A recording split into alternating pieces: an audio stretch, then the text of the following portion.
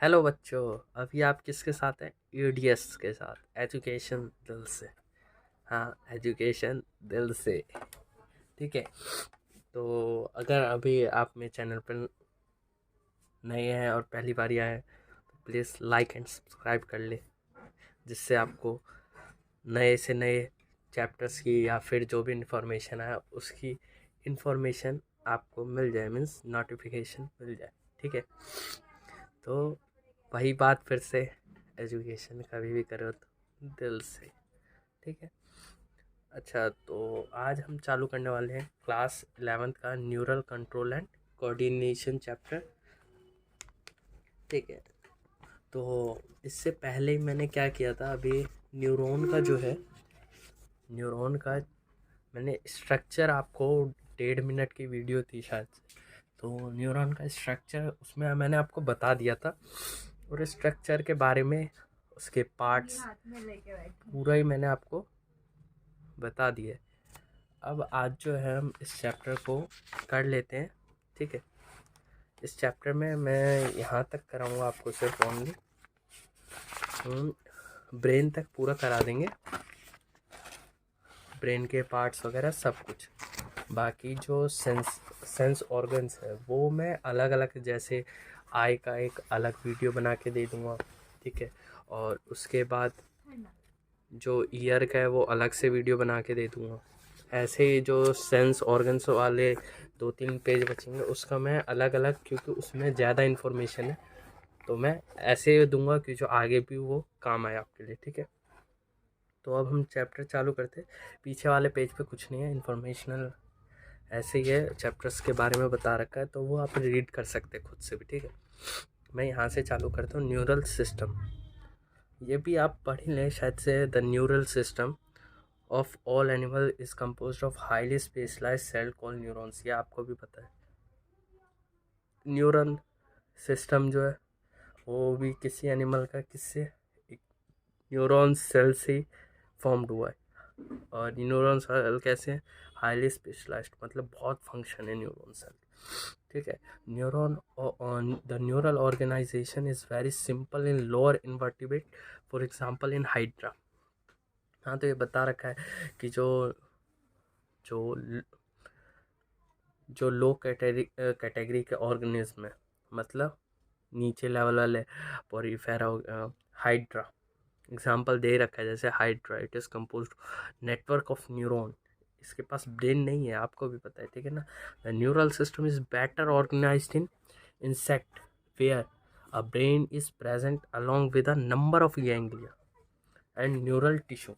हाँ, तो हमारे पास तो नंबर ऑफ गैंग्लिया नहीं है, बट जो इंसेक्ट है उसके पास नंबर ऑफ गैंग्लिया है। ठीक है ना। तो vertebrates have more developed neural system, मतलब जितने भी वर्टिब्रेट्स हैं उनके पास बहुत ज़्यादा डेवलप्ड न्यूरल सिस्टम है। ठीक है। इसीलिए हम में और इंसेक्ट्स में और बाकी हाइड्रा में इतना डिफरेंस भी है। ठीक है। अब हम पढ़ते हैं ह्यूमन न्यूरल सिस्टम। आपने पहले भी पढ़ा होगा 9th-10th में। ठीक है। Human neural system. The human neural system is divide into 2 parts. ठीक है, ये आप भी जानते हैं। 2 पार्ट्स में डिवाइड कर रखा है, एक सीएनएस और एक पीएनएस। सीएनएस कौन सा? जो मेन सेंटर्ड है, मतलब इसमें क्या आता है, ब्रेन और स्पाइनल कॉर्ड, वो नर्व्स जो कि ब्रेन से निकलती है और स्पाइनल कॉर्ड से निकल, तो उसे क्या कहते हैं, सीएनएस। और पीएनएस कौन से होते हैं? पीएनएस वो होते हैं, वो नर्व जो सीएनएस से कहाँ जाते हैं, बॉडी ऑर्गन्स या बॉडी पार्ट्स, वो सारे किस में आते हैं, सीएनएस में। और पीएनएस के 2 टाइप्स हैं, एफरेंट और इफरेंट। एफरेंट, एफरेंट मतलब आना है, मतलब सेंसरी, जो कि इंफॉर्मेशन लेके आते हैं वो एफरेंट फाइबर्स, और जो कि इंफॉर्मेशन लेके बॉडी ऑर्गन्स तक या बॉडी पार्ट्स तक, मसल्स, फाइबर, स्किन तक जाते हैं, वो इफरेंट फाइबर्स। ठीक है। उसके बाद the afferent nerve fibres transmit impulse from tissue organ to CNS. दे रखा है ना, एफरेंट क्या करते हैं, टिश्यू से सीएनएस मतलब लाना, इफरेंट सीएनएस टू टिश्यू। ठीक है। उसके बाद the PN is divided into 2 division called somatic neural system and PNS को भी फिर क्या किया गया है, 2 पार्ट में डिवाइड कर दिया गया है। किसमें, एक तो सोमैटिक और दूसरा autonomic neural system. The somatic neural system release impulse, ये क्या करता है, मतलब सीएनएस से स्केलेटल मसल तक जो लेके जाते हैं वो कौन सा होता है, सोमैटिक। ठीक है, वो कौन सा होता है, सोमैटिक।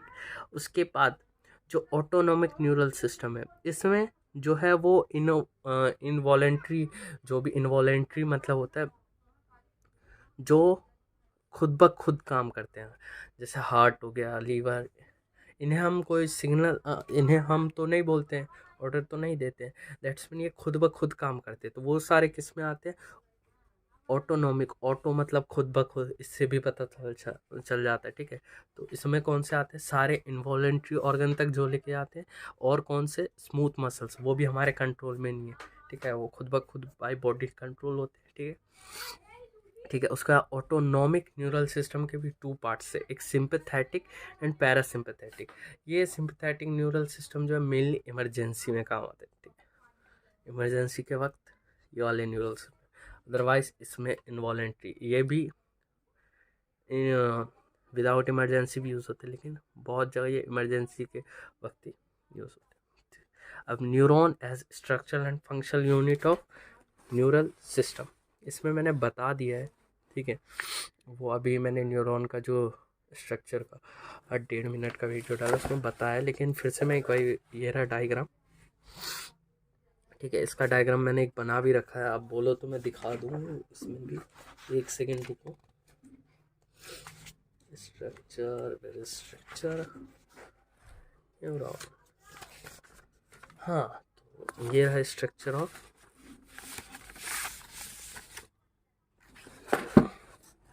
सॉरी,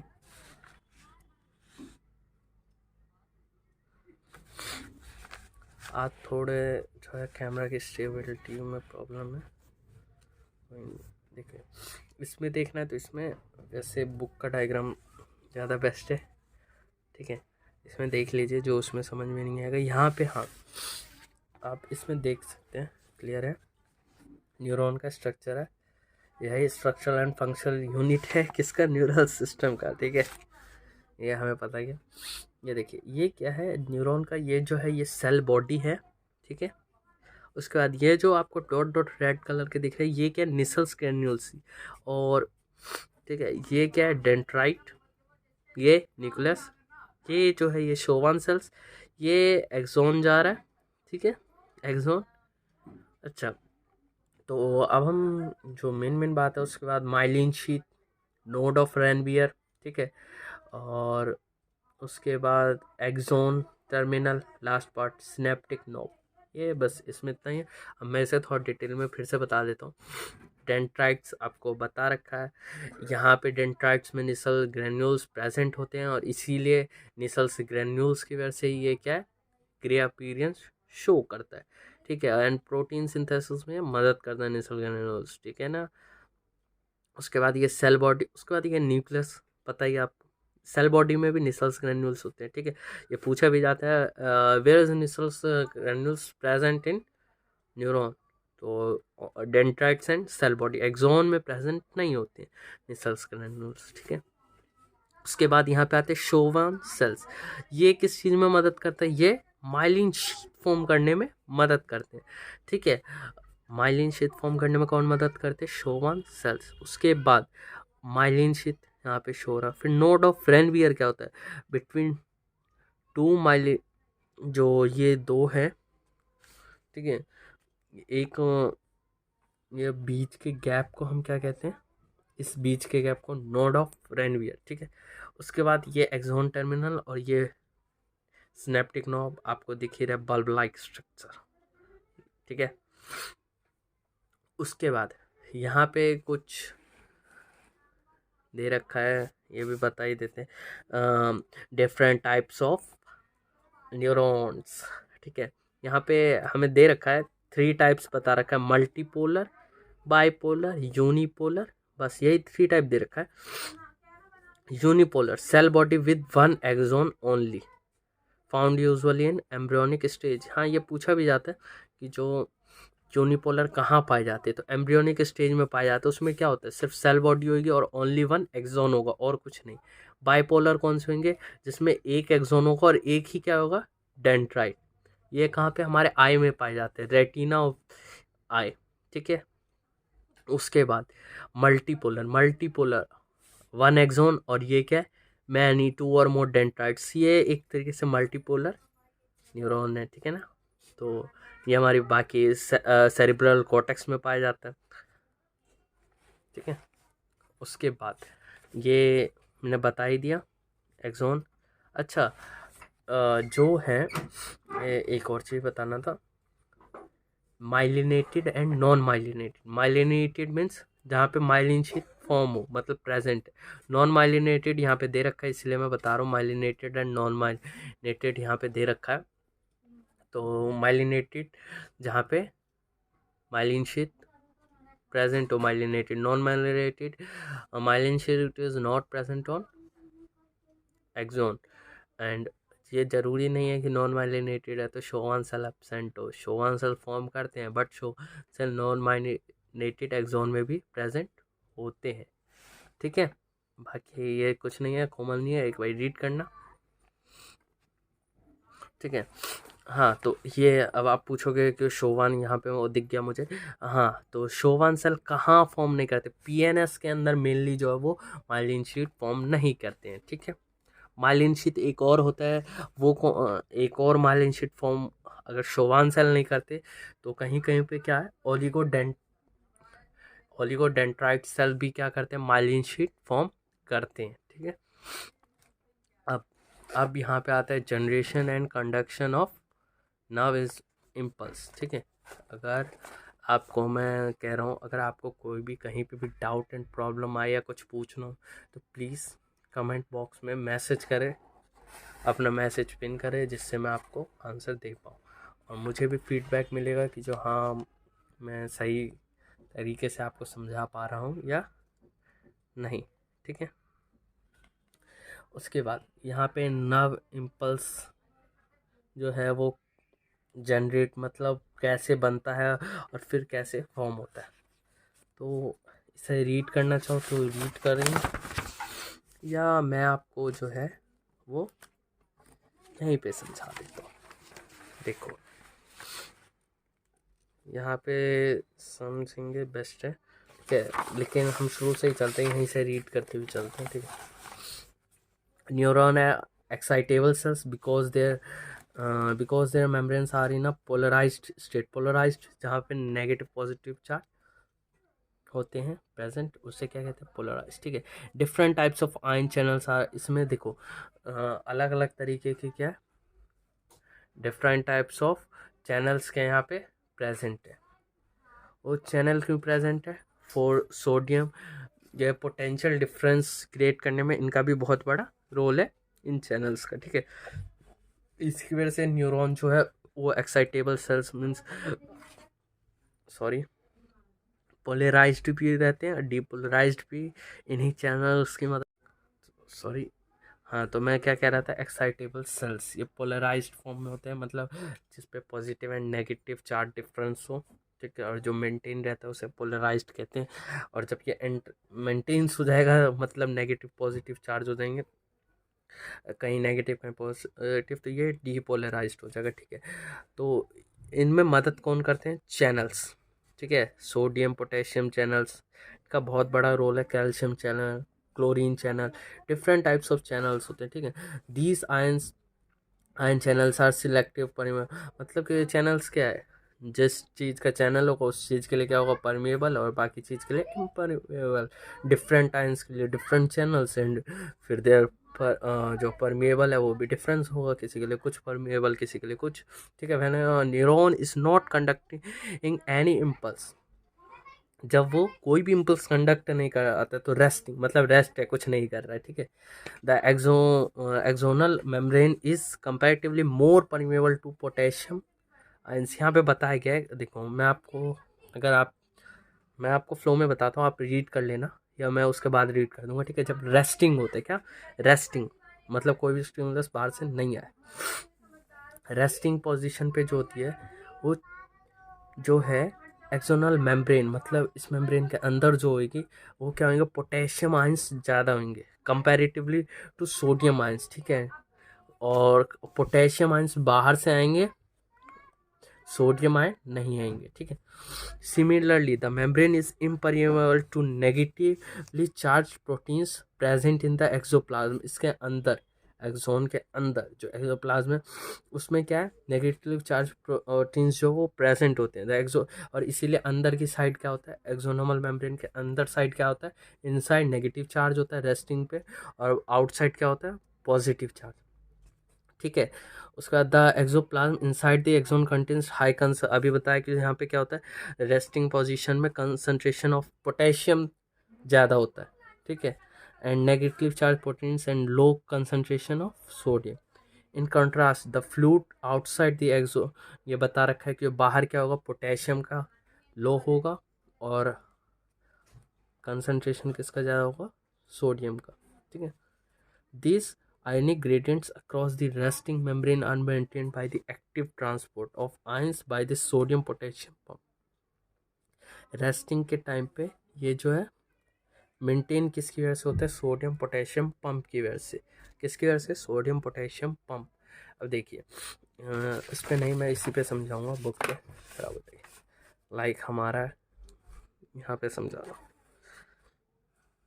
ये एक्सोनोमल मेम्ब्रेन है, यहाँ पे नेगेटिव चार्ज,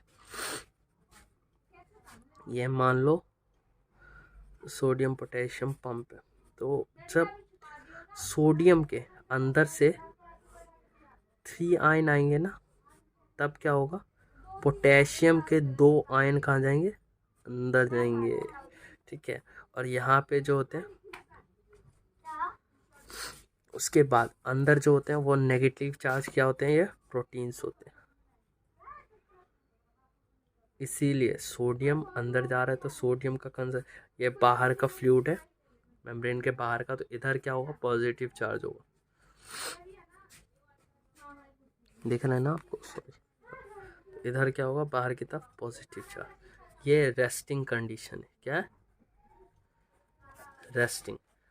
सोडियम बाहर, पोटेशियम अंदर, तो अंदर क्या होगी, K+ की कंसंट्रेशन ज़्यादा होगी सोडियम के मुताबिक, और बाहर क्या होगा, बाहर सोडियम की कंसंट्रेशन ज़्यादा होगी किसके मुताबिक, पोटेशियम के मुताबिक, ठीक है। ऐसे ही अब क्या होता है, जब स्टिमुलस आता है, ठीक है, तो ये क्या है, पोलराइज्ड है, क्या पोलराइज्ड है, ठीक है। और ये याद रखना कि जो 2 पोटेशियम को अंदर भेजने के लिए कितने सोडियम की आउटसाइड मूवमेंट होती है, 3 सोडियम, ठीक है। उसके बाद as a result the outer surface of the axonal membrane possesses a positive charge while its inner surface negative, यहाँ पे दे रखा है, ठीक है। यहाँ पे दे रखा है कैसे, ये देखिए यहाँ पे पोलराइज्ड मेम्ब्रेन है, नेगेटिव और बाहर के साइड पॉजिटिव, ठीक है।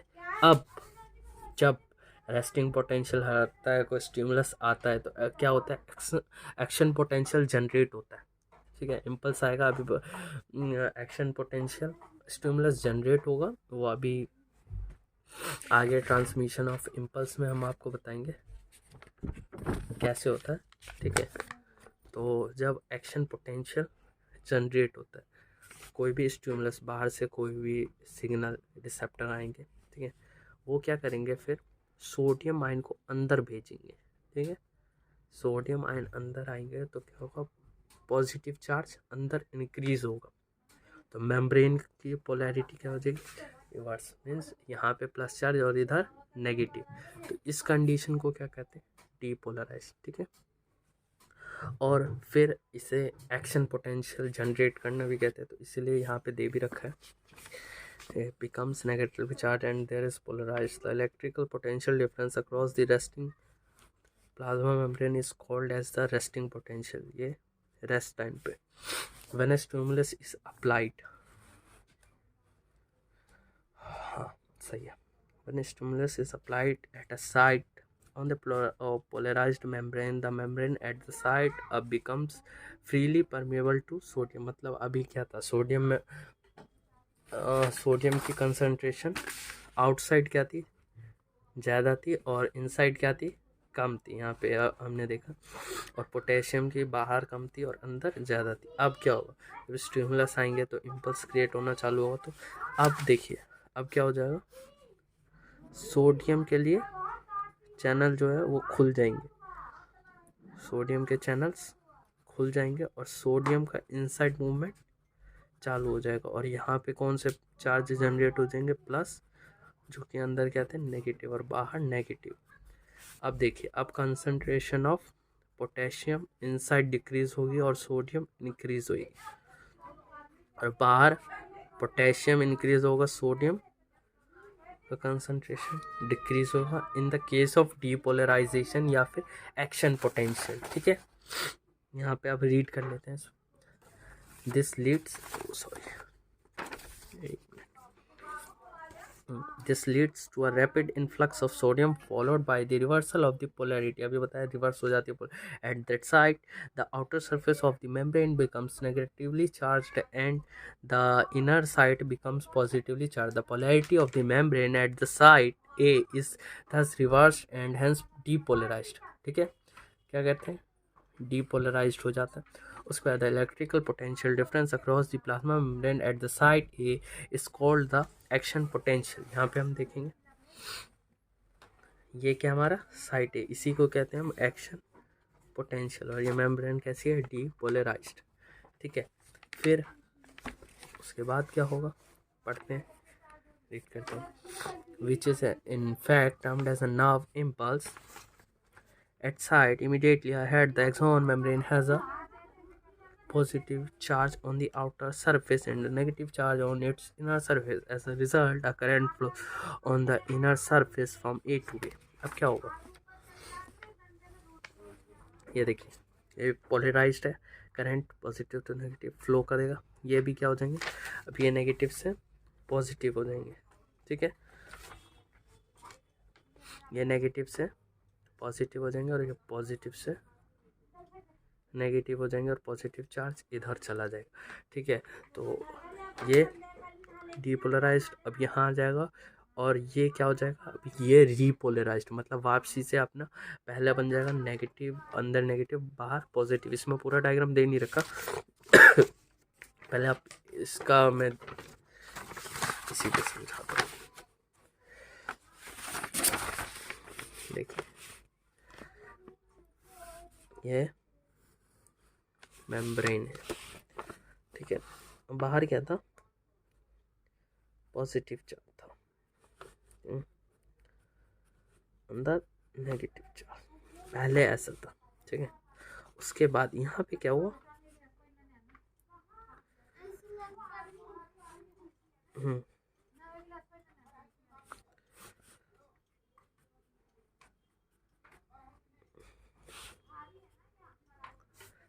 ये ओनली फॉर कंसेप्ट क्लियरेंस है।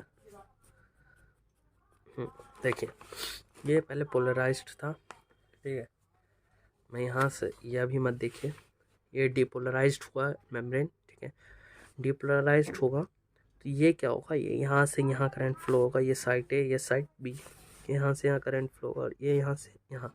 तो अब ये क्या हो जाएगा, ये जो है वो डीपोलराइज्ड हो जाएगा, और ये वापिस से क्या हो जाएगा, रीपोलराइज्ड। ठीक है, और ये डीपोलराइज्ड हो जाएगा, अभी हुआ नहीं है। ठीक है, ये अभी डीपोलराइज्ड है। हाँ, और ये क्या है, ये रुकिए एक सेकेंड, इसका विजन आपको यहाँ बुक से देखिए, ये डीपोलराइज्ड है। ठीक है, ये पोलराइज्ड है। ठीक है, अब ये जो है पोलराइजेशन, यहाँ से इम्पल्स यहाँ से यहाँ जाएंगे, तो ये वापसी से क्या हो जाएगा, रीपोलराइज्ड, मतलब पहले नॉर्मल वाली कंडीशन में, और ये क्या हो जाएगा, डीपोलराइज्ड। उसके बाद फिर से ये रिपोलराइज्ड होगा, इधर डीपोलराइज्ड, मतलब ये ऐसे मूव करेगा, ये A to B मूव करेगा और ये B to A। बाहर आउटसाइड मेम्ब्रेन क्या होगा, एक्सोनोमल मेम्ब्रेन का आउटसाइड क्या होगा, B2 है, और इनसाइड क्या होगा, A to B। ठीक है, अब हमने पढ़ा on the outer current, outer surface current flow from B to A, देखा, to complete the circuit of current flow circuit complete हो गया है। And the polarity at the site is reversed. Reversed मतलब यहाँ पे जो मैंने अभी बताया साइट ए पे क्या था, डीपोलराइज्ड था, वो रिवर्स्ड हो जाएगा पोलराइज्ड। ठीक है, and an action potential is generate at site B, मतलब ये क्या हो जाएगा, ये वाली जो है ये रीपोलराइज्ड हो जाएगा, मतलब वापसी पोलराइज्ड हो जाएगा, और ये क्या हो जाएगा, डीपोलराइज्ड हो जाएगा। ठीक है, thus the impulse generated at site A arrives at B, the sequence is repeated along the length of the, मतलब जितना बड़ा एक्सॉन होगा ये ऐसे ही क्विकली बार बार ये होते जाएगा। ठीक है, the rise in the stimulus induce permeability to sodium is extremely short lived, it is quickly followed by a rise is permeability to potassium within a fraction of a second. Potassium diffuse outside the membrane and restore the resting potential of the membrane at the site of excitation and fibre or becomes once more response to further stimulation। ठीक है, वही बताया गया। अब मैं आपको समझाता हूँ अच्छे से, मैंने इसे पहले रीड कर दिया हूँ। देखो, पहले हमारी मेम्ब्रेन कैसी थी, ऐसी। ठीक है, जब स्टिमुलेशन आएगा तो क्या हो जाएगा, डीपोलराइज्ड हो जाएगा, और ये कहाँ चला जाएगा, यहाँ। ठीक है, यहाँ से थोड़ा और पीछे ले लेता हूँ, यहाँ पे डालो प्लस प्लस प्लस। हाँ देखिए, ये क्या था, डी राइस्ट है, अभी यहाँ से यहाँ जाएगा, और ये यहाँ से, और ये वाला करंट यहाँ से पॉजिटिव। ठीक है, अब वापसी ये यहाँ जाएगा, ये क्या हो जाएगा, पोलराइज्ड, मतलब पहले जैसा हो जाएगा ऐसा। ठीक है, और ये कैसा हो जाएगा, इसके जैसा। फिर यहाँ से फिर यहाँ जाएगा, ये पोलराइज्ड हो जाएगा, ये डीपोलराइज्ड, ऐसे ही चलते चलते आगे एक्सॉन, फिर इम्पल्स क्रिएट होते जाएंगे, और नर्व में क्या होते जाएंगे, आगे फ्लो होता जाएगा, कंडक्शन होता जाएगा। अब देखते हैं now next, transmission of impulse. Impulse एक नर्व से दूसरे नर्व में कैसे आते हैं। A nerve impulse is transmitted from one neuron to another neuron junction called synapses। synapses क्या है, मैं आपको, ठीक है, हाँ डायग्राम्स देखो। synapses क्या है, the gap between two neurons, one of the end of the neuron which is the knob of one neuron and synaptic knob of one neuron and dendrite of second neuron। मतलब ये gap है, स्नैप्सिस क्या है, gap between two neurons, और एक neuron का क्या है, एक्सॉन है, और दूसरे न्यूरॉन का क्या है, डेंड्राइट है। ठीक है, अब देखो यहाँ तक तो हमने इम्पल्स क्रिएशन समझ लिया कि अपने न्यूरॉन में कैसा होता है, कंडक्शन, पॉजिटिव नेगेटिव पोलराइज्ड। ठीक है, उसके बाद देखिए आ गई ये, यहाँ पे क्या होते हैं, सिनेप्टिक नॉब है ये लास्ट पोर्शन।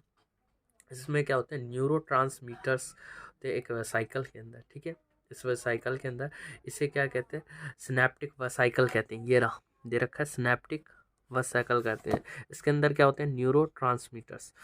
अब होता क्या है, यहाँ पे होता है कैल्शियम चैनल। तो जब इम्पल्स आ रहे होते हैं, तो जब इम्पल्स आएंगे यहाँ पे, उसके बाद कैल्शियम चैनल यहाँ से क्या होगा, एंटर होगा। यहाँ पे इम्पल्स आएंगे, कैल्शियम चैनल एंटर होंगे और इसे खोलेंगे। ठीक है, उसके बाद ये न्यूरोट्रांसमीटर रिलीज होंगे थ्रू द, जो इम्पल्स आ रहे हैं उन्हीं के मदद से, और यहाँ से हेल्प कराएंगे कैल्शियम। ये न्यूरोट्रांसमीटर फिर एक्सोसाइटोसिस करेंगे, मतलब यहाँ से सिनेप्टिक नॉब से लिख लेंगे। ठीक है, और जब ये लिख लेंगे, ये न्यूरोट्रांसमीटर यहाँ फैल जाएंगे, और यहाँ पे ये क्या, रिसेप्टर्स, वही सोडियम चैनल्स रिसेप्टर्स। ठीक है, ये क्या करेंगे, ये एंट्री लेंगे, मतलब यहाँ पे जो है फिर स्टार्ट हो जाएगा एंट्री। इसे क्या कहते हैं हम, प्री सिनेप्टिक मेम्ब्रेन और जो पोस्ट मतलब आगे, ये क्या है, डेंड्राइट का पोस्ट सिनेप्टिक मेम्ब्रेन, बीच में ये क्या है, सिनेप्टिक क्लेफ्ट। ठीक है, इस पूरे को मिला के कहते हैं क्या, हम स्नैप्स। ठीक है, एक्सॉन टर्मिनल ये पता है, रिसेप्टर ये न्यूरोट्रांसमीटर बता ही दिया। अब जब ये न्यूरोट्रांसमीटर फिर सेकंड न्यूरॉन के डेंड्राइट के रिसेप्टर्स पे अटैच होंगे, देन ये अगेन फिर इस सेकंड में क्या करेंगे, इम्पल्स जनरेट करना चालू कर देंगे। तो इसके अंदर इलेक्ट्रिकल इम्पल्स और इसके अंदर यहाँ पे केमिकल इम्पल्स। ठीक है, तो दो तरह के सिनेप्टिक भी होते हैं। ठीक है, एक इलेक्ट्रिकल एंड सेकंड स्नैप्स, दो तरीके के, कौन से, इलेक्ट्रिकल स्नैप्स और second one is chemical snaps. Electric snaps कहाँ होते हैं, इसके अंदर, एंड केमिकल यहाँ पे। ठीक है, अब इसे रीड करते हैं, समझ में भी आएगा। Nerve impulse, nerve impulse is transmitted from one neuron to another through the junction called synapse। वही गैप बताया, synapse is formed by the membrane of a presynaptic neuron। ठीक है, पोस्ट ये एक्सोन का होता है पार्ट और ये डेंड्राइट का। ठीक है, विच में और may not be separate by a gap called synaptic cleft. जरूरी नहीं है कोई गैप हो, फिर अप्रोक्सीमेटली बहुत कम होता है। ठीक है, they are two types of synapsis, namely electrical synapsis and chemical synapsis. आगे ना, at electrical synapsis the membrane of pre and post synaptic neurons are in very close. मतलब जो इलेक्ट्रिकल होगा, इलेक्ट्रिकल में बहुत क्या होगा, कम स्पेस होगा। ठीक है, लेकिन केमिकल में थोड़ा होगा, जिससे केमिकल की इधर से उधर ट्रांसमिशन हो सके। ठीक है ना, transmission of an impulse across electrical synapsis very similar to impulse conduction along a single axon. मतलब कि एक्सोन, समझ लो कि एक्सोन में क्या होता है, एक तरीके से इलेक्ट्रिक, यहाँ से यहाँ कोई फ़र्क नहीं पड़ता, पॉजिटिव नेगेटिव पॉजिटिव इलेक्ट्रिकल। ठीक है, अगर एक्सोन एंड डेंड्राइट के बीच का स्पेस बहुत ही कम है, तो वहाँ पे कौन सा होगा, इलेक्ट्रिकल सिनेप्सिस। अगर स्पेस है, जिससे एक केमिकल है एसिटाइल कोलिन ACH की जरूरत पड़े, तो फिर वो केमिकल सिनेप्सिस। ठीक है, at a chemical synapsis the membrane of the pre post synaptic neurons are separated by fluid filled space called synaptic cleft. ठीक है, chemicals called neurotransmitter are involve in the transmission. अभी ये पढ़ा ना, neurotransmitter की जरूरत पड़ेगी, अदरवाइज वही जो हम इम्पल्स जनरेट कराते बाय एक्शन पोटेंशियल, वो इलेक्ट्रिकल सिनेप्सिस में जो वो एक्शन पोटेंशियली एक तरीके से चालू रहेगा। ठीक है ना, तो ये कौन सा है, केमिकल सिनेप्सिस का डायग्राम है। ठीक है ना, ये वाला।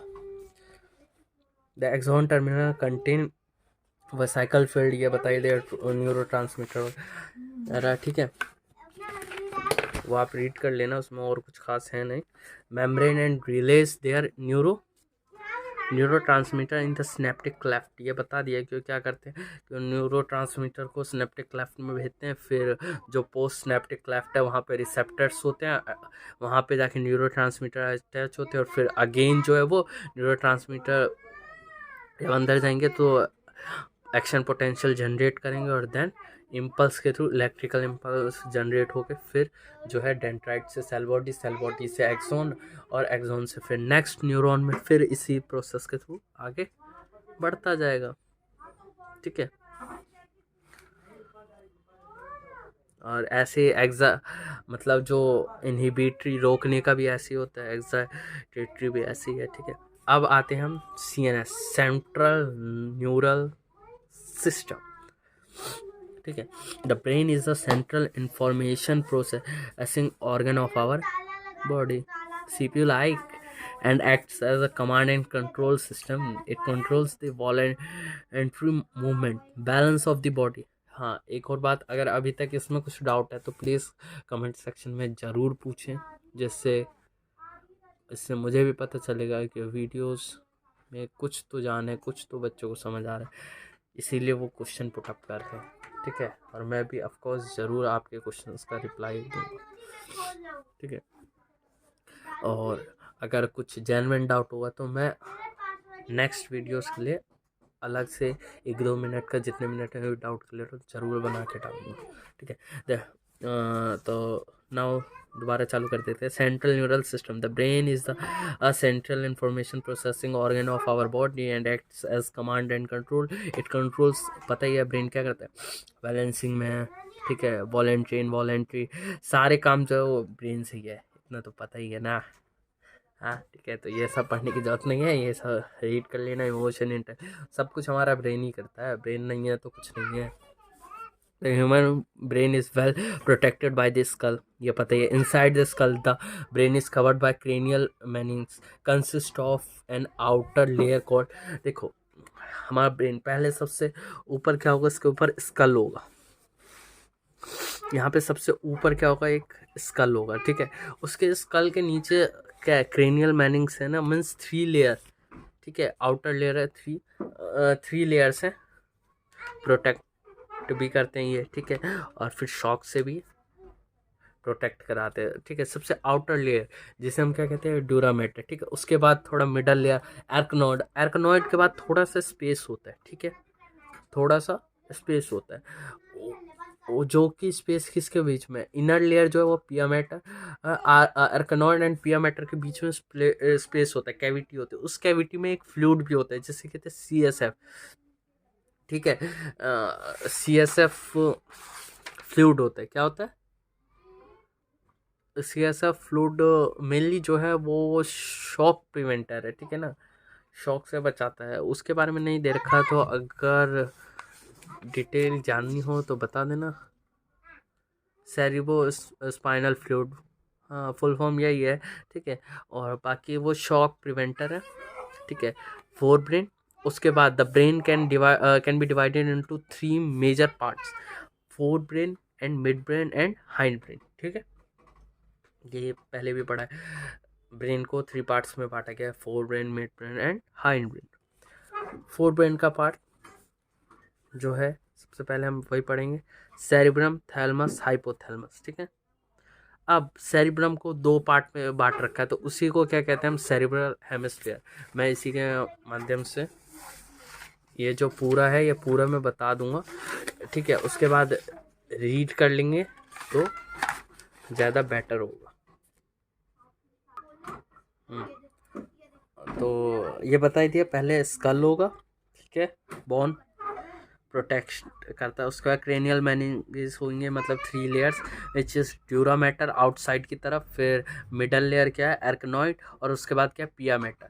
पियामेटर और एर्कनोइड के बीच में कैविटी होती है जिसमें CSF फ्लूइड फिल होता है, हाँ, तो जिसमें क्या होता है, CSF फ्लूइड फिल्ड होता है। उसके बाद सबसे major part of the fore brain and also human brain क्या होता है, सेरिब्रम, ये सबसे बड़ा पार्ट होता है, ठीक है। इसके 2 पार्ट्स होते हैं, इसीलिए ईच पार्ट्स को क्या कहते हैं, सेरिब्रल हेमिस्फीयर, ठीक है। और ये दोनों पार्ट जो वो किससे कनेक्टेड होते हैं, कॉर्पस कैलोसम, ठीक है। उसके बाद second one part is thalamus and hypothalamus, इसका थैलमस एंड हाइपोथैलमस।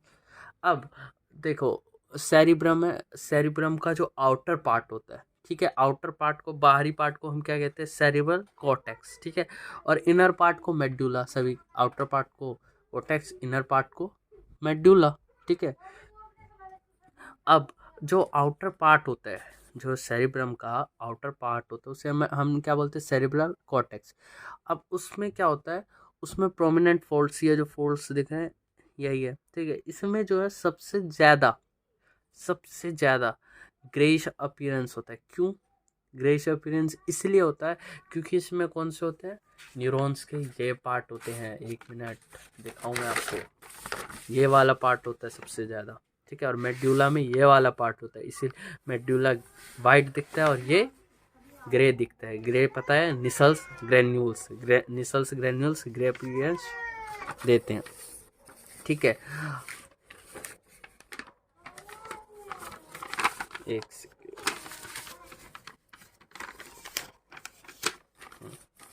ठीक है, दोबारा काम आएगा ये पेपर। उसके बाद हम किस पे आ गए, उसके बाद हम आ गए इस पे, थैलमस, ठीक है। थैलमस ये क्या है, मेजर कोऑर्डिनेटिंग सेंटर है, मतलब सेंसरी और मोटर सिग्नल जितने भी आते हैं वो यहीं से कंट्रोल होते हैं, कहाँ से, थैलमस से। उसके बाद हाइपोथैलमस, ठीक है। हाइपोथैलमस को हम क्या कहते हैं, हाइपोथैलमस मेनली टेम्परेचर को रेगुलेट करता है हमारी बॉडी में, ठीक है। मेनली मतलब सबसे मेन काम जो है वो यही है इसका, कि जो क्या करता है वो टेम्परेचर को रेगुलेट करता है, ठीक है। और सेकंड वन इज हाइपोथैलेमस, जो है हाइपोथैलेमस, थैलेमस और फोर ब्रेन का जो पार्ट है क्या, एमिगडाला एंड हिप्पोकैम्पस, ये चारों मिल के क्या बनाते हैं, लिम्बिक सिस्टम। क्या बनाते हैं, limbic system. Limbic system which is very important. क्या, लिम्बिक सिस्टम बहुत इंपॉर्टेंट है। यहाँ पे मैं आपको एक बार पढ़ के इसलिए बताना चाहूँ। देखो, सॉरी सॉरी सॉरी, ठीक है, सॉरी, ठीक है। The hypothalamus contains a number of centres which control body temperature, ठीक है। अर्ज ऑफ मतलब खाने, भूख जो लगती है, प्यास जो लगती है, वो सारा कौन, hypothalamus. It also contains several groups of neuro secretory cells which secrete hormones called hypothalamic hormones. Hormones भी पता ही है, हाइपोथैलेमस, उसके नीचे पिट्यूटरी ग्लैंड होते हैं, तो जो भी हार्मोन सिक्रीशन होते हैं वो हाइपोथैलेमस ही कंट्रोल करता है, ठीक है। उसके बाद the inner part of the cerebral hemisphere, cerebrum का जो पार्ट होता है उसमें क्या डीप स्ट्रक्चर लाइक एमिगडाला और हिप्पोकैम्पस होते हैं, प्लस में ये हाइपोथैलेमस और थैलेमस, ये चारों मिला के क्या बनाते हैं, limbic system which control all emotions of our body. Emotional reaction, excitement, pleasure, fear, जितने भी है वो सारा कौन कंट्रोल करता है, यही limbic system which is formed by the combination of amygdala, hippocampus, hypothalamus and thalamus. इसीलिए हम इसे कहते हैं हेड ऑफ हिप्पो। याद करने के लिए मैंने बताया head of hippo, hippocampus, hypothalamus, amygdala, thalamus, ठीक है, से याद भी हो जाएगा। क्या, hypothalamus, thalamus, amygdala, hippocampus. This four combine to form limbic system या फिर limbic lobe, which control all emotions and motivation of our body, emotional reaction, ठीक है। अब आगे हम किस पे आते हैं, मिड ब्रेन पे, ठीक है। मिड ब्रेन यहाँ पे मैं आपको दिखा दूँ एक सेकंड। ये रहा मिड ब्रेन, ठीक है। मिड ब्रेन ये रहा। मिड ब्रेन है कहाँ, लोकेट कहाँ, क्वेश्चन आ जाता है। ये लोकेट कहाँ है, थैलमस एंड हाइपोथैलेमस और किसके, पॉन्स ऑफ हाइंड ब्रेन, ठीक है। थैलमस, हाइपोथैलेमस और पॉन्स ऑफ हाइंड ब्रेन के बीच में क्या है, मिड ब्रेन, ठीक है। अरे सॉरी सॉरी सॉरी, ये कुछ ज़्यादा ही आज हिल रहा है, पता नहीं क्यों, ठीक है, ठीक है। उसके बाद यहाँ पे दे रखा है, इसमें रीड करके थोड़ा बताएंगे कि जो ये दे रखा है, लोकेट बिटवीन थैलमस आया ना, लोकेशन भी दे रखी है, ठीक है, good. Canal called the cerebral aqueduct passes through the midbrain. The dorsal portion of the midbrain consists mainly of 4 round swelling slopes, ठीक है। उसे क्या कहते हैं, कॉर्पोरा क्वाड्रिजेमिना कहते हैं, ठीक है। Mid brain and hind brain form the stem, ये फॉर्म स्टेम करते हैं, समझ ही गए कौन सा स्टेम, ये स्टेम है, एक सेकेंड, ठीक है। ये रहा सेरिब्रल एक्वेडक्ट, ठीक है। उसके बाद हाइंड ब्रेन, उसके बाद क्या आता है हमारा, हाइंड ब्रेन आता है। हाइंड ब्रेन के कितने पार्ट है, 3 part, pons, cerebellum and medulla. वो सेरिब्रम था, ये सेरिबेलम है, ठीक है। And last one is medulla, और अंत में क्या, ये जो है वो क्या है, स्पाइनल कॉर्ड, ठीक है। अब जो सेरिबेलम में भी ऐसे ही है, जो सेरिबेलम आप देख रहे हो इसमें भी क्या है, सेरिब्रम में भी जैसा आप देख रहे हैं इसमें भी क्या है, फोल्डिंग्स, कॉर्टेक्स, अंदर मेडुला, ठीक है। कॉर्टेक्स में वही ग्रे मैटर और अंदर वाइट मैटर, ठीक है। मीन्स न्यूरॉन का डेंड्राइट्स एंड सेल बॉडी, और जो वाइट मैटर है यहाँ पे वो कौन सा होगा हमारा, होगा एक्सॉन, ठीक है। उसके बाद सेरिबेलम का काम क्या है, सेरिबेलम का काम है बैलेंसिंग, इक्विलिब्रियम, ठीक है, मतलब हमारे बॉडी को बैलेंस करना, मेनली काम जो है वो इसका यही है सेरिब्रम। उसके बाद मेडुला, ठीक है, या फिर मेडुला ऑब्लंगेटा भी कहते हैं इसे, ठीक है। इसका बहुत, आप कह सकते हो बहुत ज़रूरी काम है, बिकॉज ये जितने भी इनवॉलेंट्री रिएक्शन है like respiration, gastric secretion, cardiovascular reflexes जितने भी है, ये सारे वॉमिटिंग सेंटर यही कंट्रोल करता है, ठीक है। ये सारा काम किसका, मेडुला का, ठीक है।